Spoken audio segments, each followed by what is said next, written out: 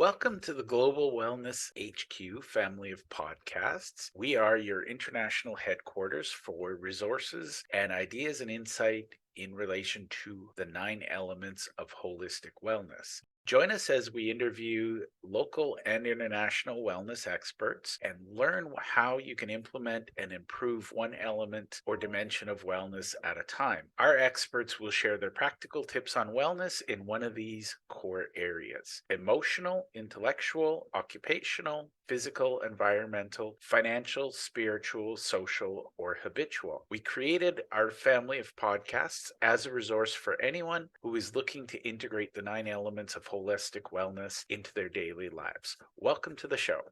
The Global Wellness HQ family of podcasts is proudly sponsored by the Global Wellness HQ community. It's an online membership group where we meet, we share ideas, we share insights, and we all work together and help one another discover our own personal wellness journeys. If you'd like to join us, you can easily click the link below or scan the QR code, and we love hearing your stories, so we hope to see you in the community. Hi, everyone. Welcome to the Alberta Wellness Network. I'm really excited. Today we have Victoria Givlin. Victoria, welcome to the show. Hello, thank you. Hello, everybody. Hi, Jeff.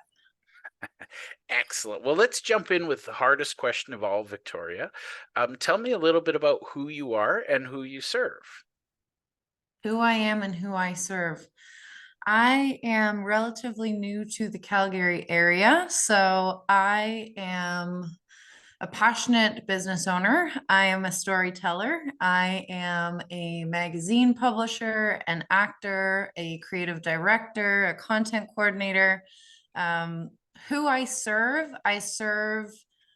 I guess it's twofold: highly affluential communities in the Calgary area, Bear Paw, Signal Hill, Aspen Woods, Mahogany Base.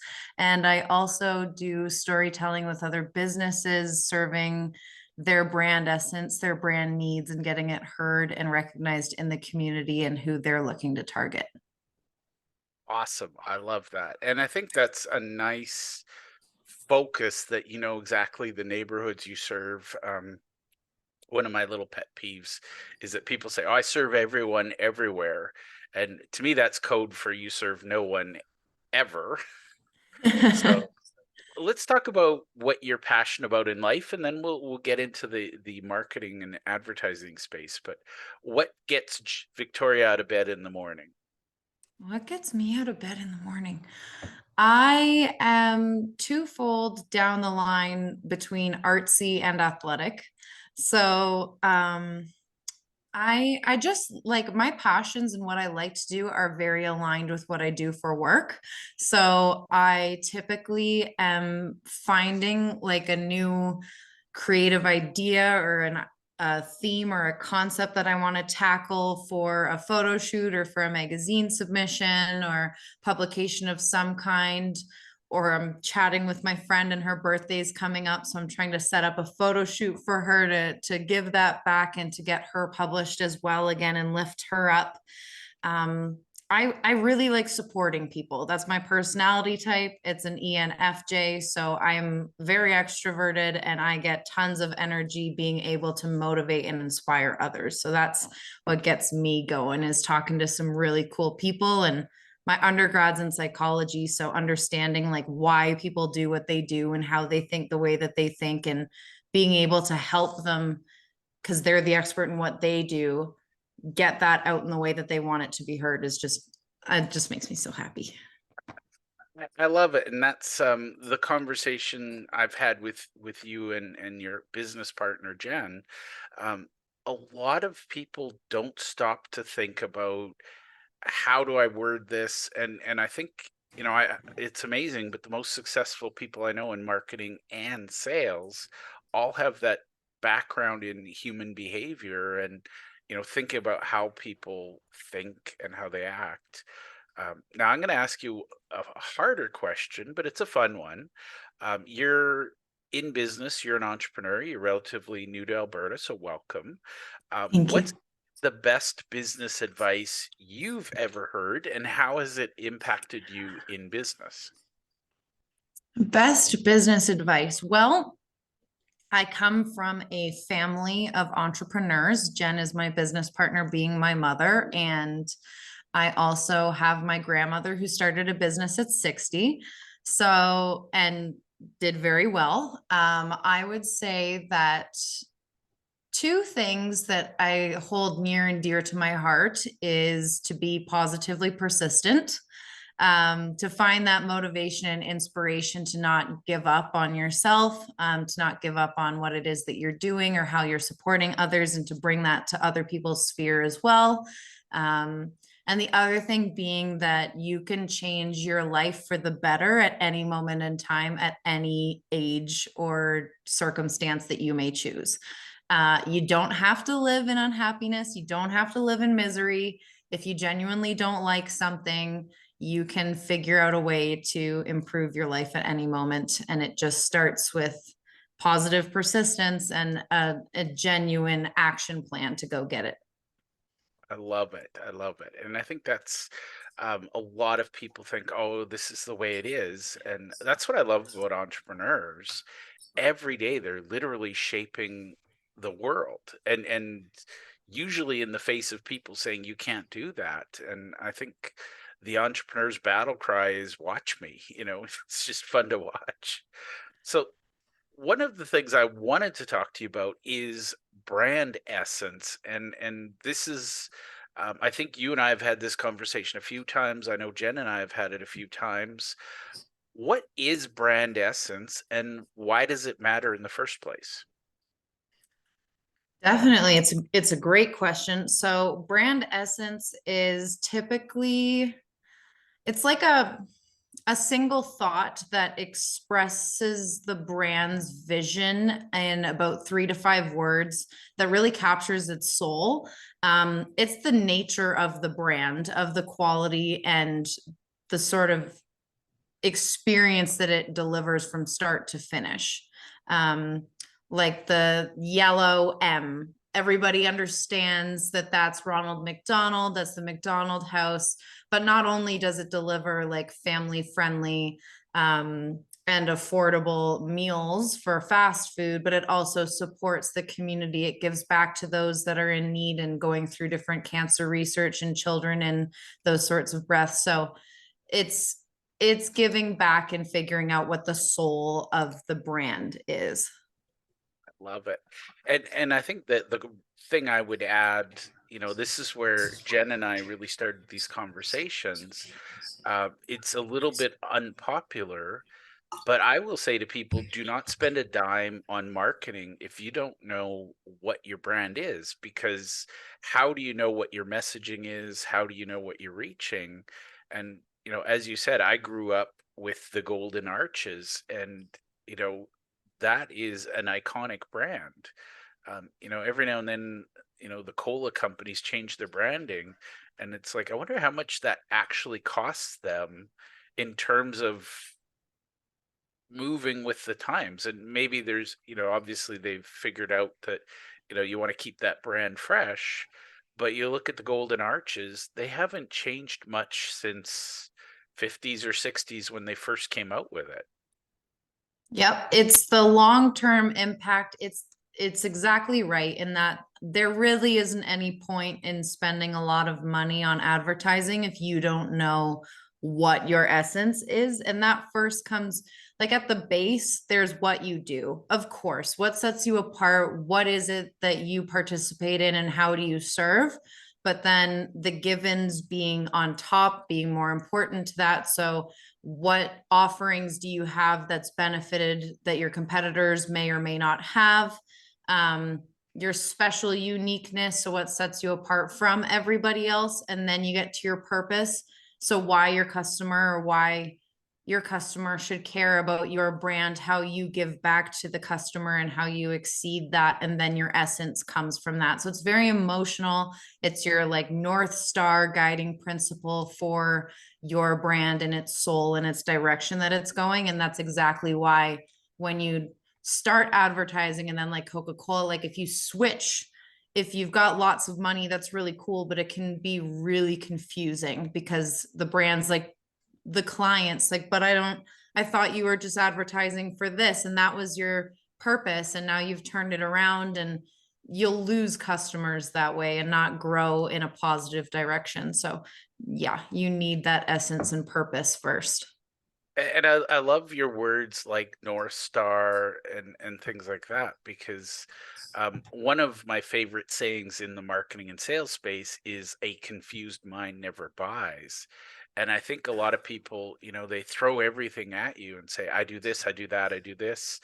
And from a mental point of view, most people, they don't care about your message. They don't care what you want to sell.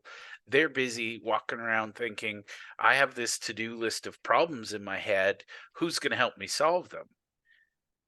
And I think most marketing done badly is trying to interrupt that voice in the head. Whereas if you know what your brand essence is, you're joining the conversation that they're already having and saying, oh, by the way, I can help you with that. That's exactly it. Marketing should be a how can I help conversation. It should not be adding more stress. It should be alleviating stress. It should be helping the client with and figuring out who your ideal clients are and what problems they have and how you can easily, in a great experience, deliver that sort of a solution. So being consistent, having great marketing as a component in it, putting your soul into the words of what it is that your brand is saying, and also then following through and meeting those expectations of what it was that you said and having that experience from start to finish. I love it. Now we're going to help people avoid some problems. So when people are coming to you and they're looking to pay you for some advertising and some marketing help, what are some of the big mistakes that you wish you could help them avoid right off the bat? What are the kind of tripping points where they're coming to you saying, I want this, and you're actually saying, actually, maybe you need this? I find so my family's background is in promotional marketing and print. And with the way that the world is these days,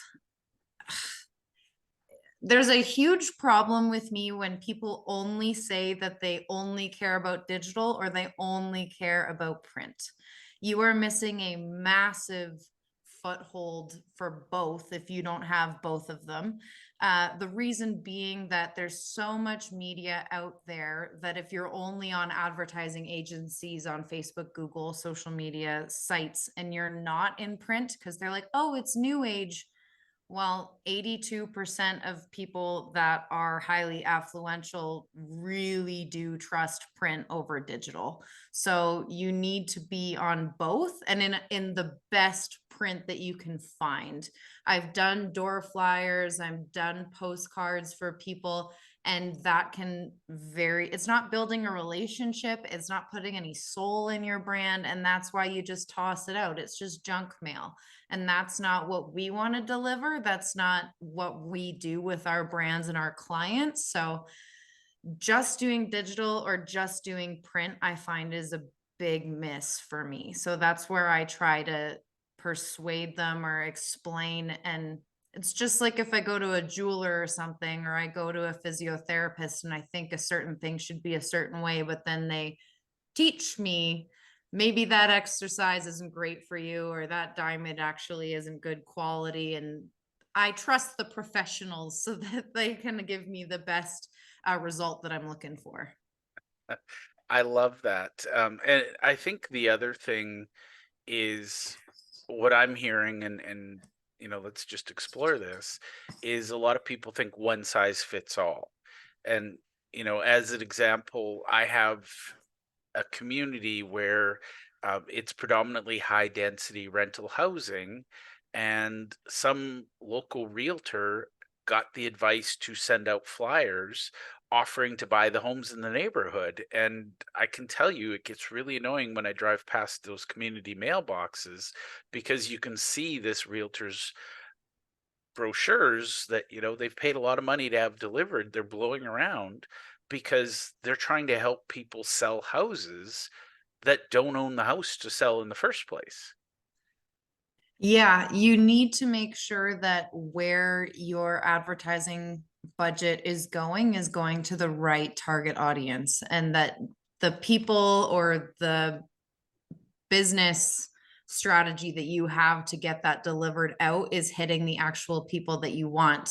And just doing a broad reach to everybody out everywhere, it's like you said, you don't service everyone and everything. Like, you're not getting anything done, so why would you bother? And I get that their heart is in the right place, but that's just showing them the marketing strategy is like, hey, these are renters in a renting place.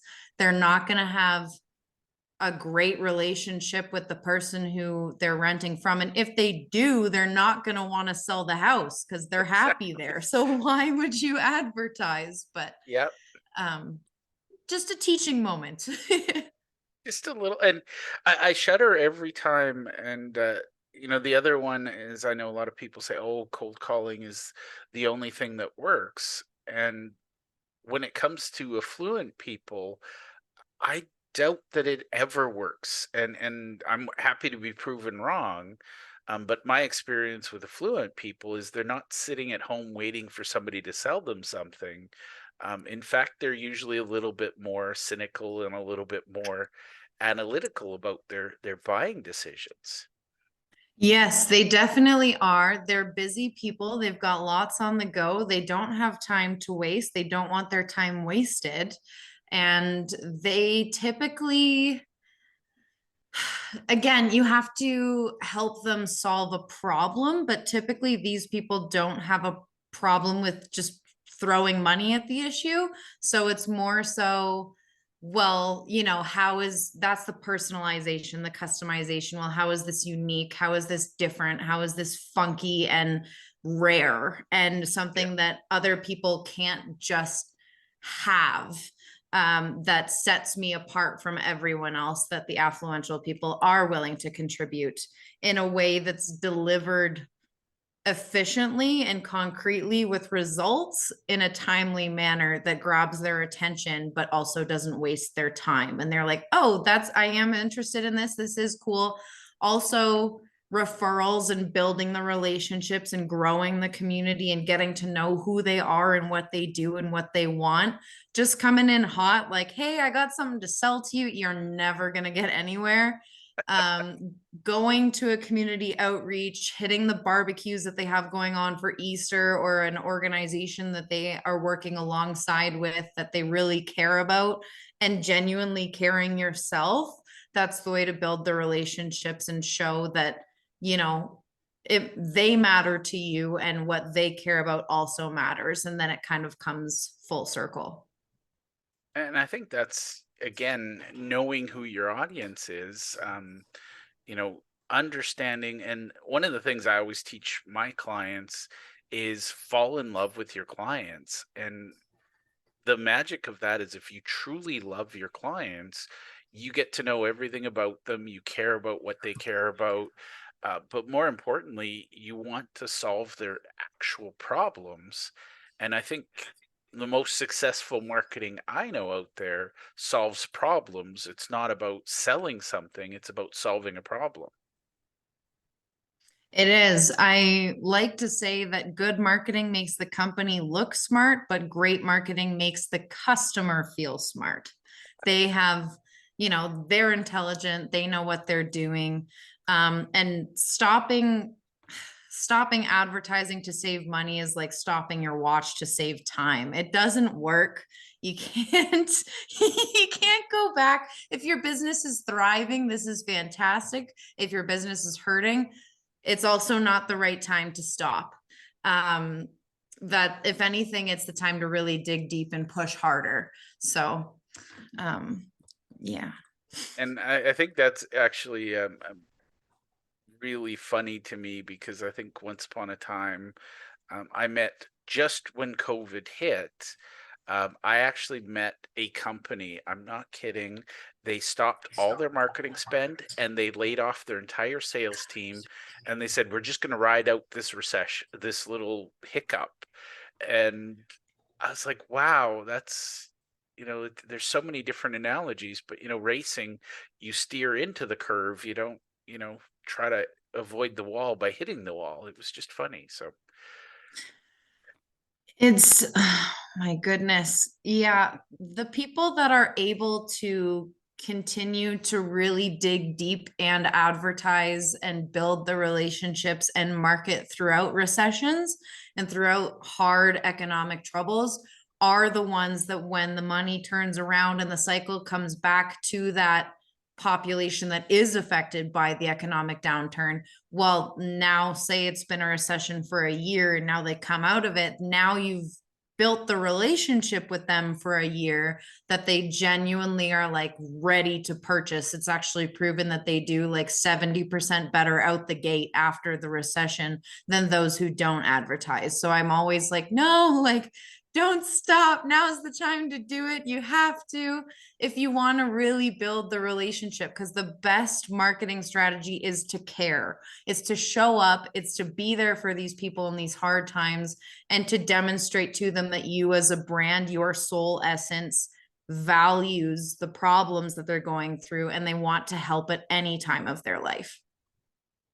And I think that's the message people get is, you know, you care, you're there at all times, as opposed to, oh, I didn't see you for the last 3 years. Where have you been?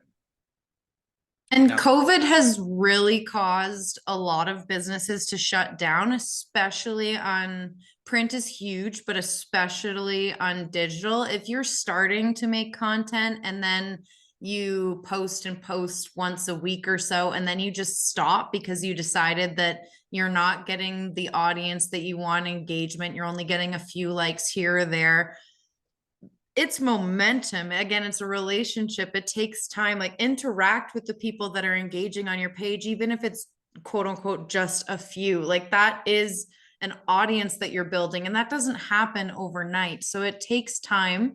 And if you just decide to stop promoting yourself and putting yourself and your brand out there digitally or in print, and they're used to seeing you, even if it's just for a couple months, they're, especially with the times we just went through, they think you're closed.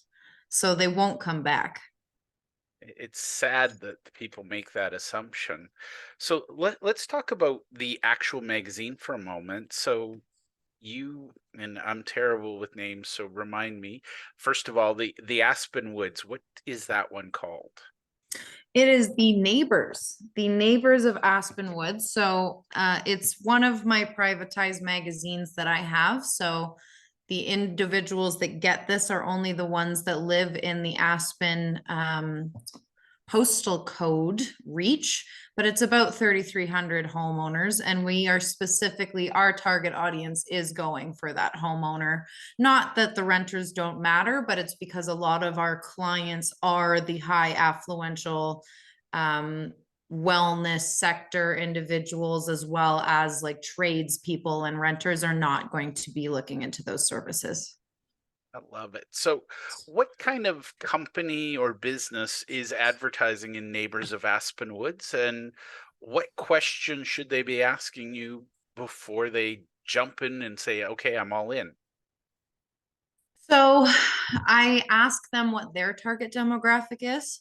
I have a few people that I was speaking to a retirement residence the other day, and they were saying, you know, same idea. They blanket statement all of Calgary.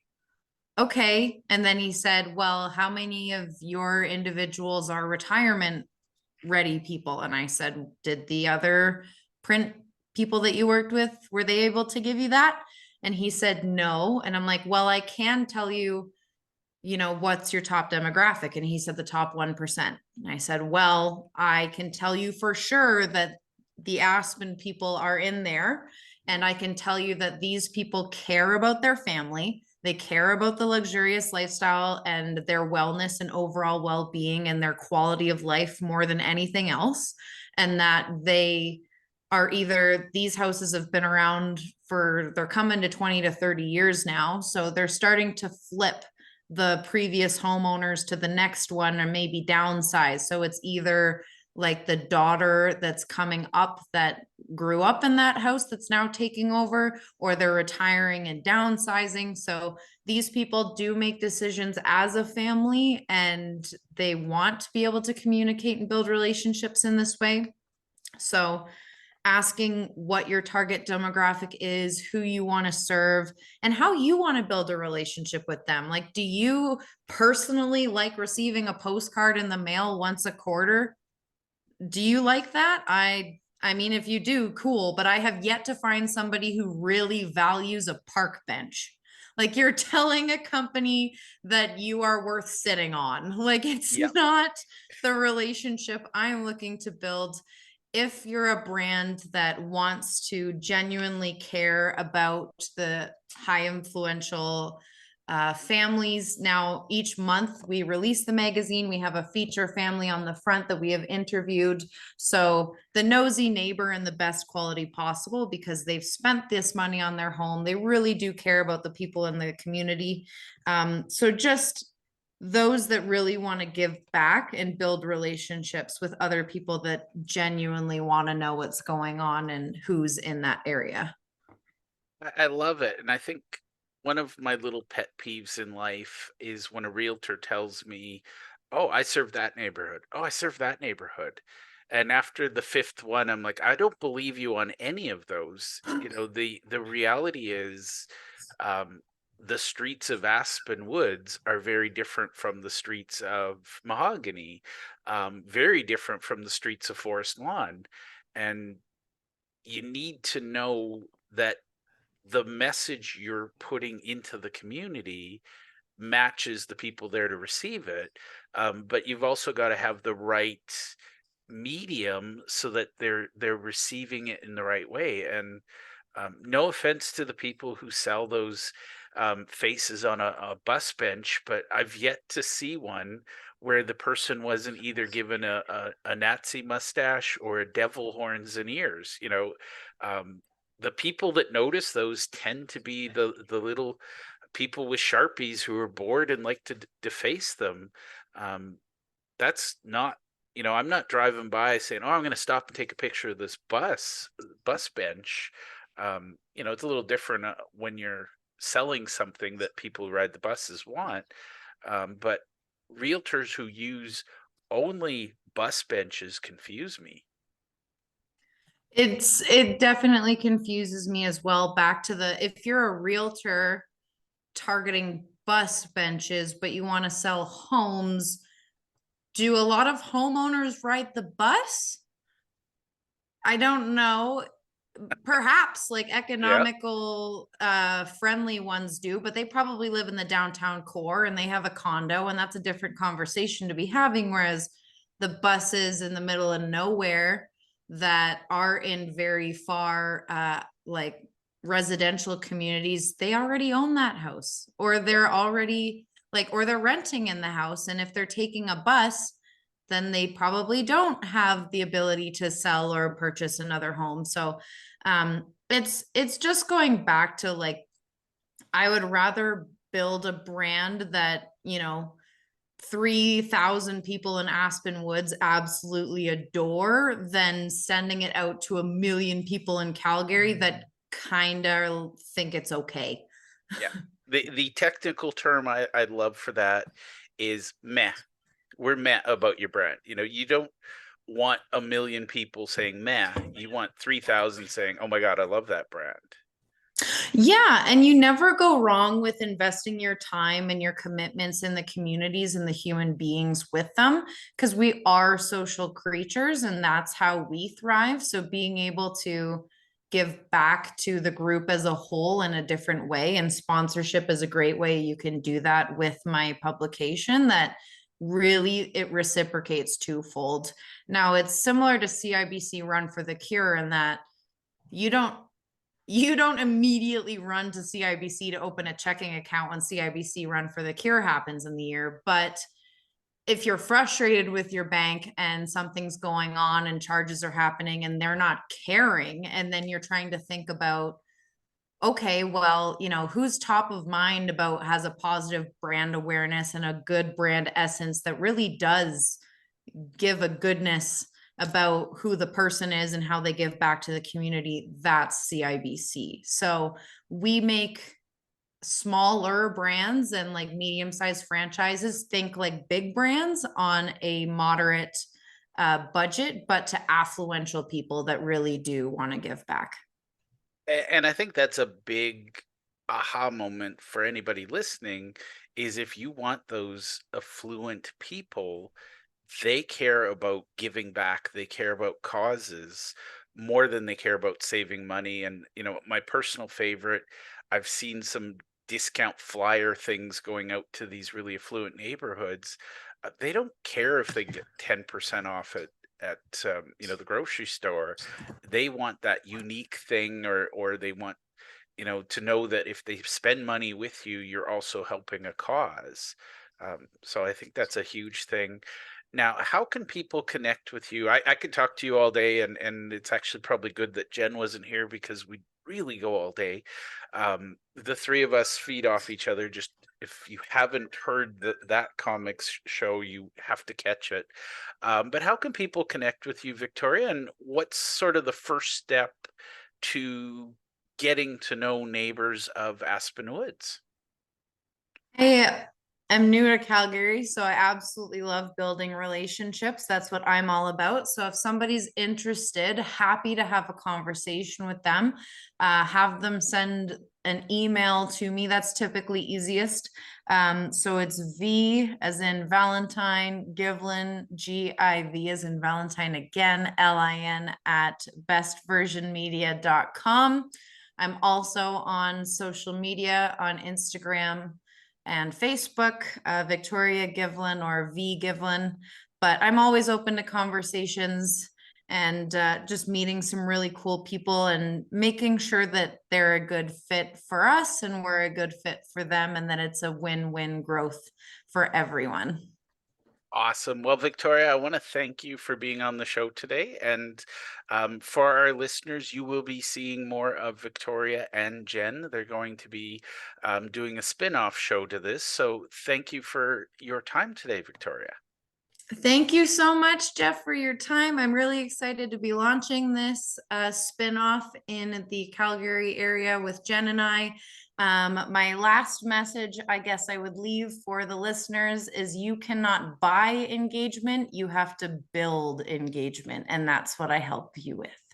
I love that. Well, thank you very much, Victoria. Thank you so much, Jeff. You have a great day. Thank you for taking the time to listen to our show. We hope that you enjoyed this episode, and we invite you to either click the link below or scan the QR code to register and listen to other episodes of our podcast. Or if you think your business or you would be a great guest to be on our show, we're always looking for experts in one of the 9 elements of holistic wellness. We'd love to have you. You can either click the link below or you can scan the QR code and complete our speaker intake form. Thank you, and to your wellness.